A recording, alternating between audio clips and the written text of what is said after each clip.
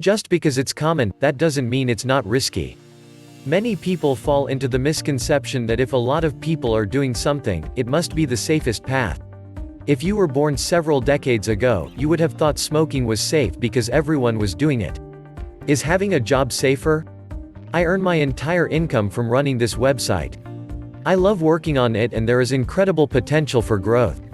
But one of the common criticisms I get is that I'm taking on a riskier path than someone getting a job. In their minds, because a job is more common than online entrepreneurship, it must be safer. Tell that to the factory workers from big auto companies that recently lost their jobs. Was it safer to adapt to an overpaid job in an aging industry?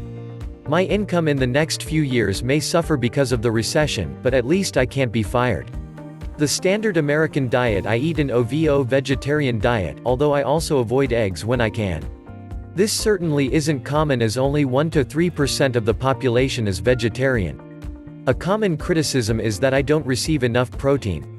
My own diet logs estimate my protein intake at around 65 to 90 grams per day, well within the estimated 10 to 15% of daily calories necessary for health. Some experts argue even less, 5 to 7% is still healthy for an adult. The mistake here is assuming that an average diet is the safest diet. However, when you look at the rising levels of obesity in Western countries, and the higher incidences of diabetes and heart disease, it's more likely that average is killing you.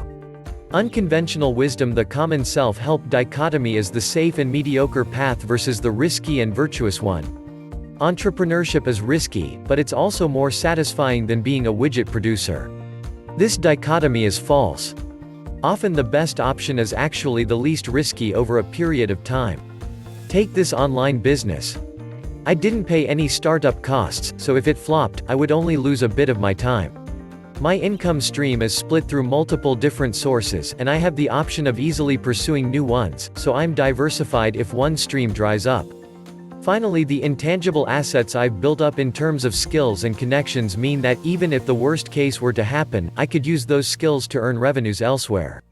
I'm not arguing that you should pursue an online business because it isn't risky. You should do what you're passionate about. However, I reject the argument that because I'm taking an unconventional approach to income generation, I'm at a bigger risk. Don't shortcut your thinking. Conventional wisdom is a shortcut from actual thinking.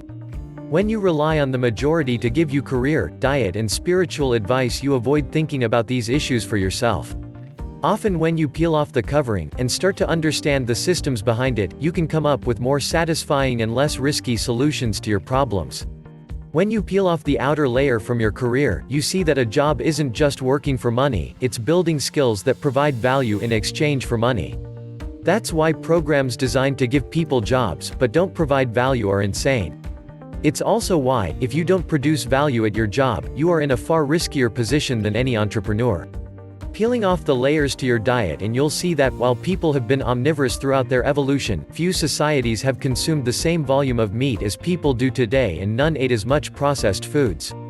Look closely and it makes more sense for meat to be a side dish than the main course.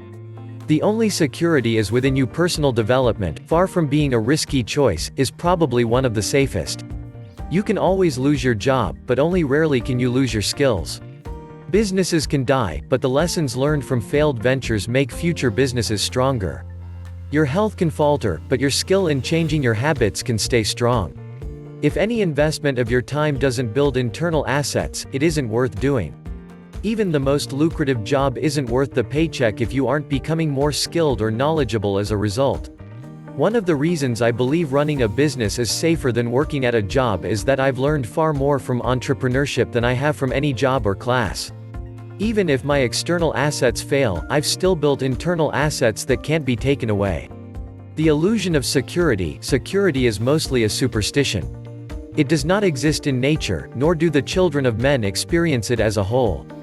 Avoiding danger, in the long run, is no safer than outright exposure. Helen Keller. Security doesn't come from following the masses.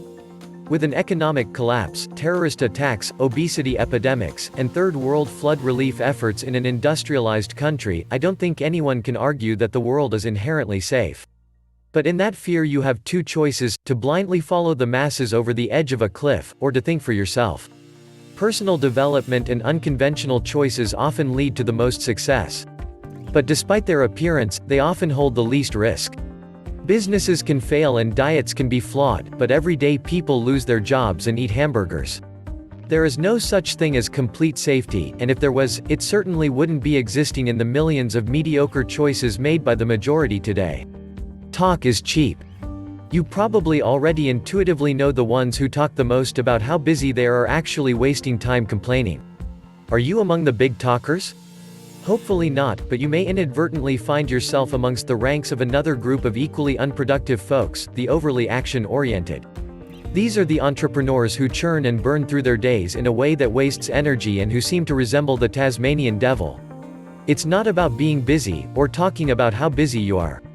It's about deliberate, thought-out actions that advance you toward your goals. Here are 5 tips to supercharge the right kind of action. 1. Batch time for thinking. The winners in life think constantly in terms of I can, I will and I am. Losers, on the other hand, concentrate their waking thoughts on what they should have or would have done, or what they can't do. Dennis Waitley. The first step is all about inaction, or at least physical inaction. This is not about doing but scheduling uninterrupted time each day to plot out how you want the time ahead of you to go. What would be big wins for the day, both for your business, your health and your personal life? Don't be tempted into thinking you don't have time for idea generation and planning. This is a crucial step that will help you correctly plot your actions and intentions for the day ahead. It should motivate you if you're prone to procrastination and will help rein in your mind. 2. Schedule time for action. The critical ingredient is getting off your butt and doing something. It's as simple as that.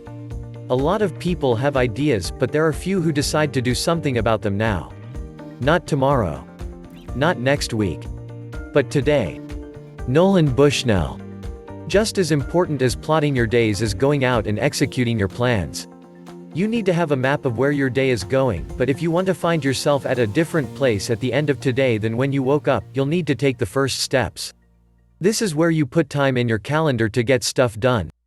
Scheduled action time does not include meetings, but rather is the time you schedule for productive action, the proposal you need to write, the patent you need to tinker with, or the meeting you need to arrange with an investor. 3. Create lists. The key is not to prioritize what's on your schedule, but to schedule your priorities. Stephen Covey. Having an organized schedule saves time, and saved time means better actions. This is an often overlooked aspect of super productive people, but an organized list can go a long way for making your actions epic. Some prefer a pen and paper, while others might opt for apps such as Remember the Milk or Todoist. Whatever tactic you prefer, start using lists now for better productivity. 4. Find a mentor. The greatest good you can do for another is not just to share your riches but to reveal to him his own. Benjamin Disraeli. If you're having trouble with the bigger picture of how to sustain action over time, consider finding a mentor. A mentor can really help you with clarifying your way forward, as well as providing the occasional kick in the pants you need if you're procrastinating or slipping. Mentors are one of the best keys to great success. 5. Plan evaluations. It is not enough to be busy. The question is, what are we busy about? Henry David Thoreau. Just like the corporate world schedules performance evaluations, you should be planning personal evaluations to make sure you're staying on course. These are great checkpoints to ensure you hold yourself accountable for the success you want, as well as acknowledge the progress you're making each year. Typically, biannual reviews are a good benchmark to be effective, but allow for self-correction if things are going awry. If you have a mentor, he or she can be the most powerful tool in your toolbox for helping you stick to a schedule to ensure your improvement.